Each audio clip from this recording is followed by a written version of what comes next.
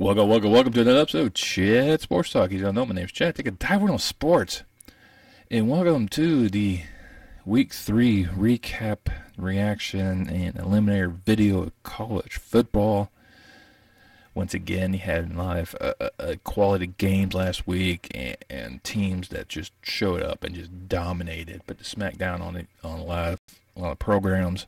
I think the top 7 had no issues, which no one really doubted. Ohio State clobbering Toledo and Alabama clobbering Louisiana Monroe. Michigan blasting UConn. So no one expected these guys to lose those programs. So go over those. So we'll kind of go over to my 10 picks of some of the other games I kind of mentioned, and go over another one that went a little wild at the end that I did not cover. But before diving all that action, if you could go ahead and give me that thumbs up, especially if you really like the content provided. Really help pleases you two guys, really help promote this channel out. You also subscribe. A lot of you guys review my work. I love you all for doing that. Now, maybe subscribe. Doesn't cost you a dime. Helps me provide more entertainment value for you. Now, before I made this video, I went ahead and cried in the corner about my picks. I went 5-5. I just got blasted at quite a few of these games. There were some that I thought were going to go one direction, and a couple teams decided not to show up. One I thought would go one way, could have, but didn't. And my remaining games, I called for an upset. That didn't quite happen, but my remaining games actually did fare a lot better, going 6-2 in those games. So I don't know, maybe I should incorporate more in my picks, because I seem to do better when I included the extra games than I do with everyone else. Well, I just start this off with one of the ones that I knew was going to be a blowout. And why I covered it, I have no idea. Georgia going to South Carolina wasn't even close. There was Georgia and Bennett right now is just looking phenomenal. I think there's a stat filling out there that Bennett in these first 3 games had the same amount of touchdowns Patrick Mahomes did. I think it was like 2016 with the Texas Tech. But way this team is rolling right now looks pretty good. I mean, they dismantled Oregon, dismantled South Carolina. They had some minor program in between that. So we'll see when they actually hit some actual defenses. But right now, Georgia just looks poised to repeat, and I didn't think they were able to, so kudos to them. And then one that I thought probably could have went one direction, Old Dominion at Virginia. I know a lot of people weren't really talking about this one, mainly because it was probably Old Dominion, so there's not a lot of left for them, but it was just one of these games went back and forth. Virginia was actually doing much better this week than they did the previous week against Illinois. Old Dominion's doing the exact same thing they've been doing the past 2 weeks. Doing what they had to do, some key plays are being made, and then a lot of miscues are happening as well. But, there was, at one point, Old Dominion looked like they were going to win this matchup. They were ahead 14-13 with 1:01 left in the fourth. Virginia was able to drive down, set up a 26-yard game-winning field goal. It escaped an upset bid by Old Dominion and winning 16-14. So it was just one of these games that could have went either direction, and unfortunately, I was on the losing end, but I was calling for Old Dominion to do the upset. Didn't quite happen. Now to Oregon, and they jumped out early on BYU. They jumped out early, jumped out often. I mean, it was done. I mean, you got to think it was 24-7 at the half, and then 38-7 at the third quarter. It was no way BYU was coming back. The 13 points they scored there was just gimme points. So it was just Knicks decided to show up and play this time against a decent opponent. Not the same caliber as Georgia, mind you, but it's a decent opponent. I thought BYU was going to go in there, make a huge statement in winning in Eugene, really catapult this program prior to national recognition. Failed to do so, and Oregon held on and blew out my favorite. We head down to Auburn, and Auburn's playing host to Penn State. Those complete their home series. There's rumblings that, don't trust Penn State on the road. Maybe Auburn will come out of there. I stuck with Penn State. I think there's a lot to kind of look at that. You got to think this is, a university due to a lot of running backs, a lot of linebackers. So this is definitely one of the ones you have to watch out for, and it was just a beatdown. It was close in the first half. It was only 14-6 at the halftime. But once the third quarter kicked in, that was all Penn State, and they rattled off 17 unanswered points in the third quarter. Just solidified their victory, 41-12. Beaten Kansas. That's right, unbeaten Kansas. Went down to Houston to take on the Cougars and try to see if Houston was actually going to knock off Kansas, kind of burst their bubble. And Kansas looks legit. Now, Houston, of course, is not an elite program, but it's a very good program. And Kansas was going toe-to-toe for them. Shut them out in the second quarter, which led to a 28-14 halftime lead. That's all Kansas needed. They had that one quarter where their defense stepped up, and it was just phenomenal, even though Tone was a part of the better passing-wise in the quarterbacks. But Daniels had more touchdowns. Attack where you getting 123 yards and 2 touchdowns. I mean, he was a dual threat quarterback that just led the charge with 5 total touchdowns. And it looks like Kansas is a serious threat. But wait until they face off against a quality defense. We'll kind of see how that one happens. It's probably why they got no love in the upcoming polls. And then the Battle of 2 Unbeatens right there in Winston-Salem with the Demon Deacons playing host to the Liberty Flames. This one was going to go back and forth. I picked Wake because I just thought Hartman was going to do a lot better than what he ended up doing. He did have over 300 yards, 3 touchdowns.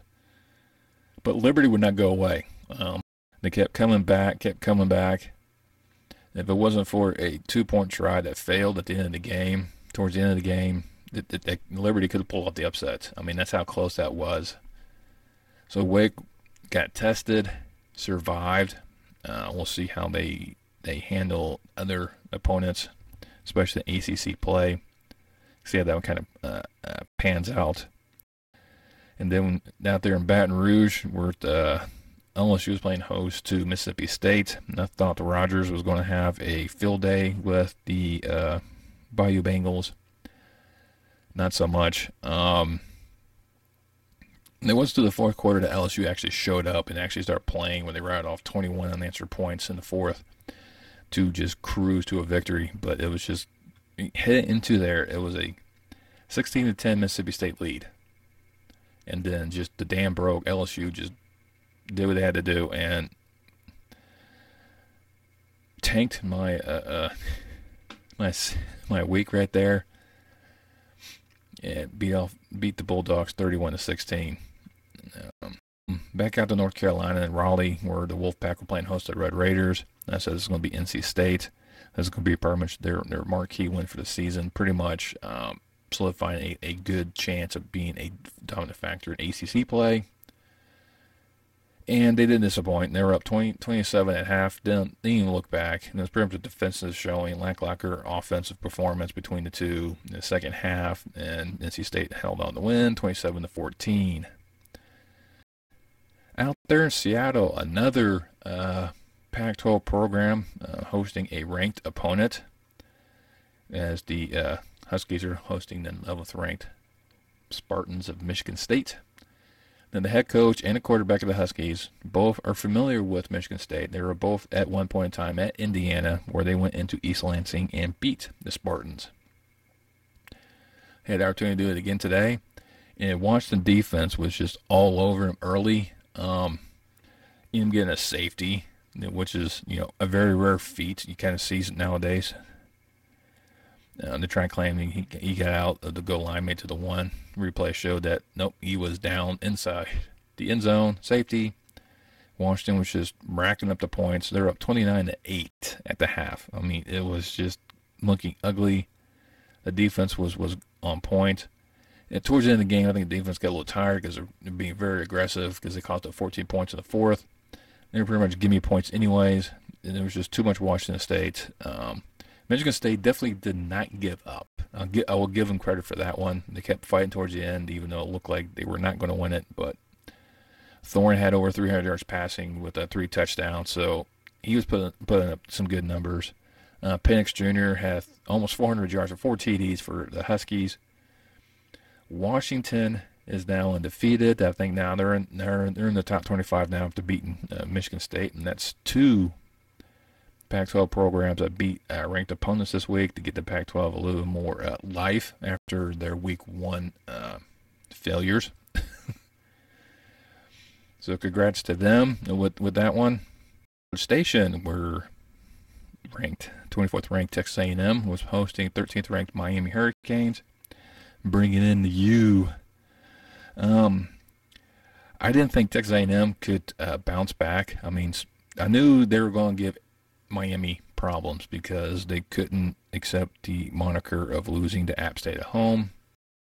So Jimbo Fisher felt a little, the heat warmer and the seat was turned up way too high. Starting to smoke back there as people were not happy with his performance last week, especially with his offense just pretty much maxed out. He tapped out. So he made a change. Brought in Max Johnson, who ended up to be a catalyst I think that offense needed early, but then the defenses stepped up. I mean, it was 10-3 at the half, so it wasn't too much. 17-6 and into the fourth quarter.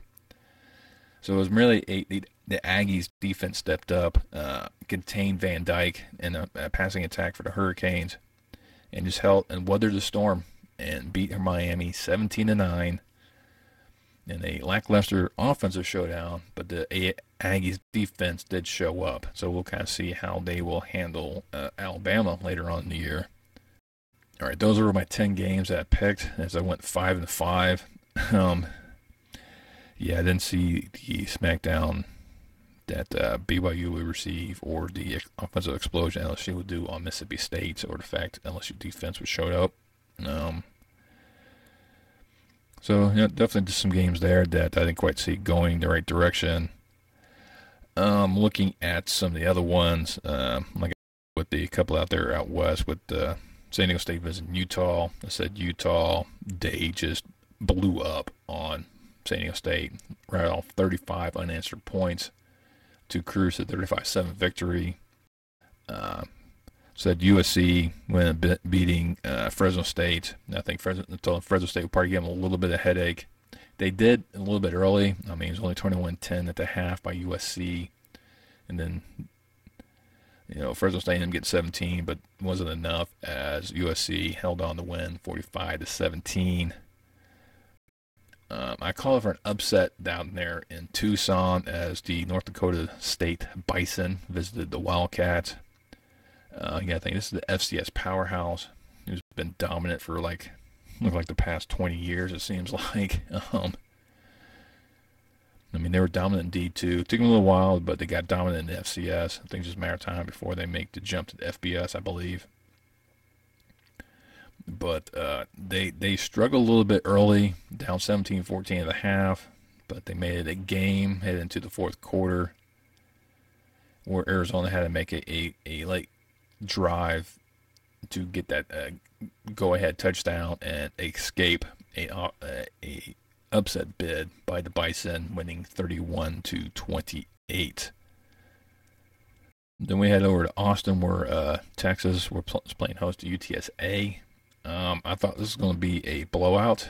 UTSA didn't quite made it close early. It was just a matter of the bigger men actually winning towards the end of the game.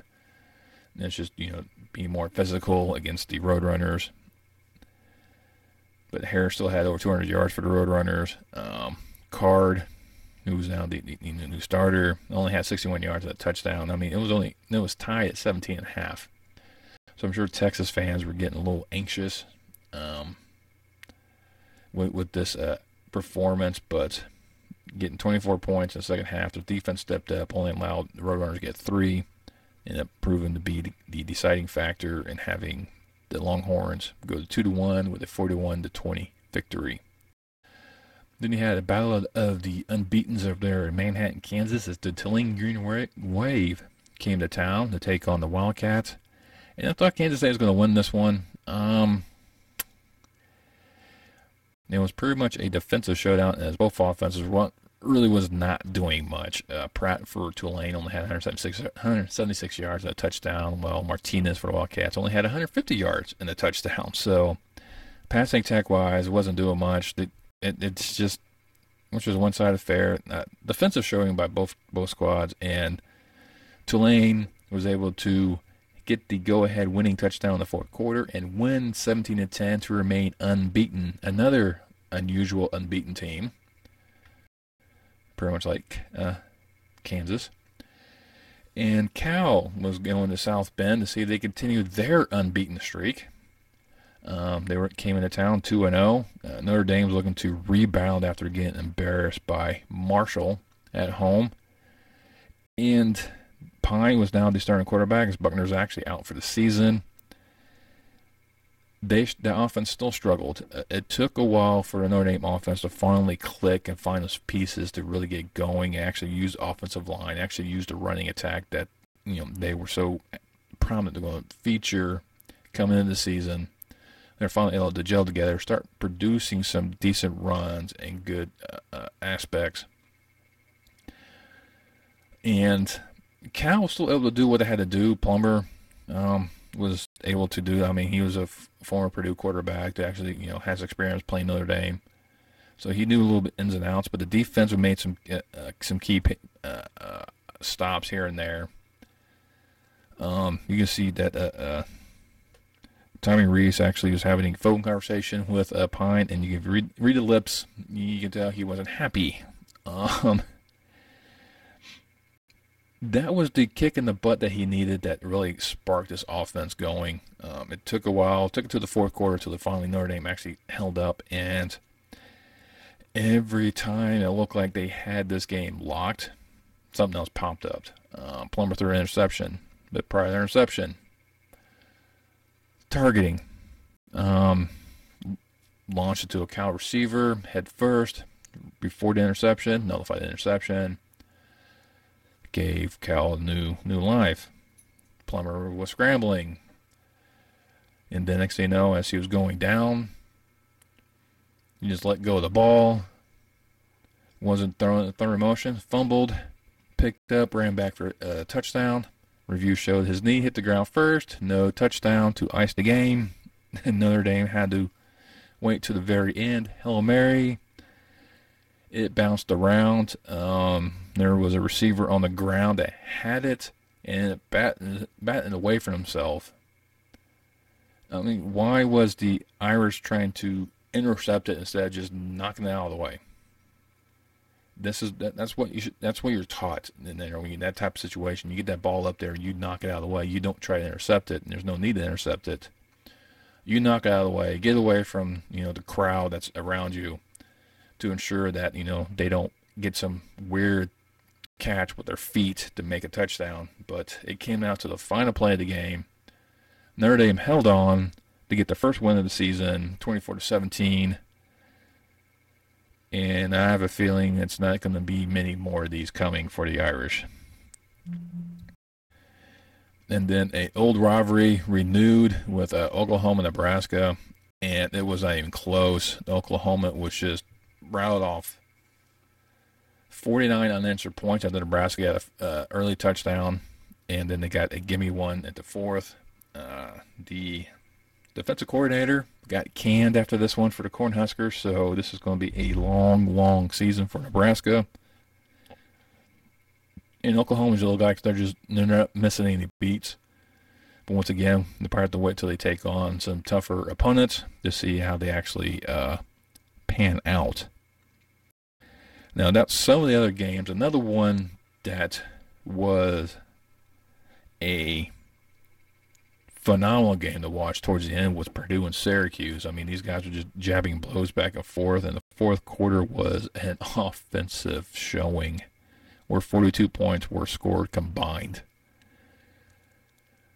But Purdue lost it. Figuratively, they lost it. They were out of sync. They were making some stupid penalties and just gave Syracuse excellent field position. I mean, unnecessary roughness calls. I mean, it was just jawing at the refs and then just making. I mean, there's like one I didn't see why it was called because it was a Purdue defensive player and a Syracuse player, and they were just going helmet to helmet, just jawing at each other like football players do. But I think something said in that exchange drew a flag for unsportsmanlike conduct.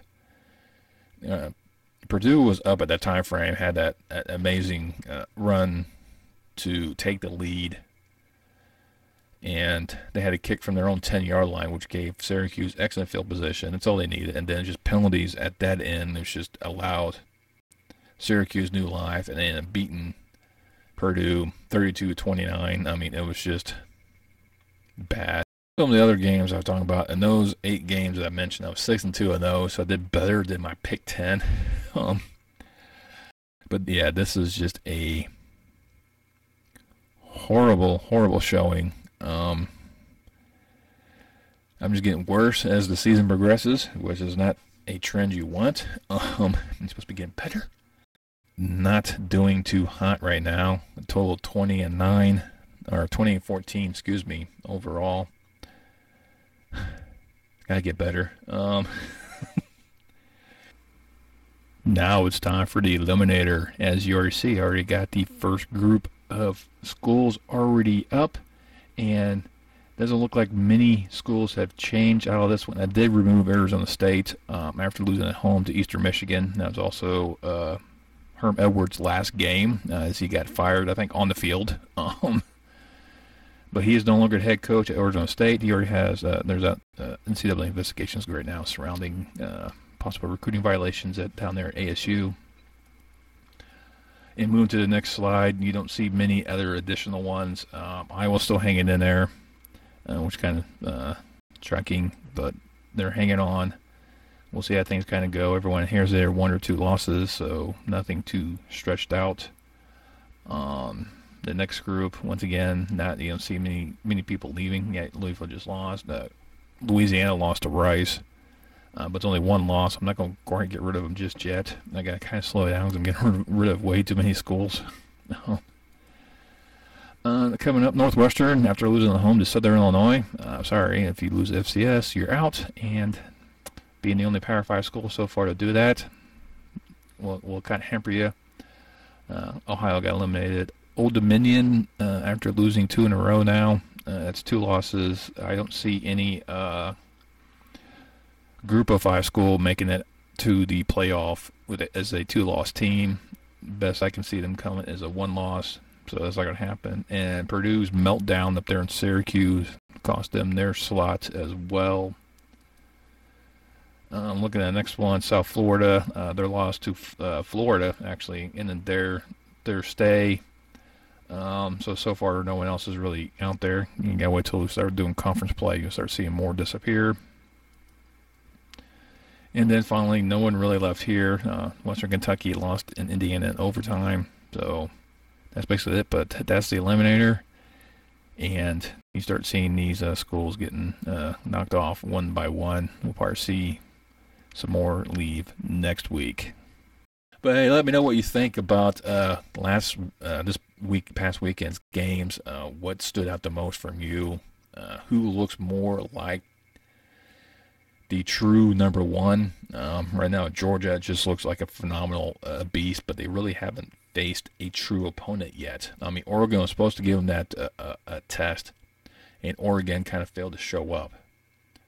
But who do you think is going to be the toughest road on Georgia's plate? As it won't be till the SEC championship game when they take on Alabama. Or will Florida actually step up? Or Tennessee or Kentucky in the East? I mean, who knows? Georgia right now looks phenomenal. I wrote them off at the beginning of the season. They're making me pay for those words. Utah, Miami look like, those are my sneaks to get into the playoffs. And they don't look all that hot. But hey, let me know who you think right now. What party is deserving for to get in? We're looking forward to next week. I mean, like I said, there's some excellent clashes coming up next week. And it'll be fun to really kind of see how some of those games kind of go. But let me know down in the comments below. Once you're there, you go ahead and hit that thumbs up once again. You can also share this video with friends and family to help promote this channel out. Once you subscribe, make sure you hit that bell. That lets you know next time I post any more content on this channel. And I'll see you next time on Chat Sports Talk.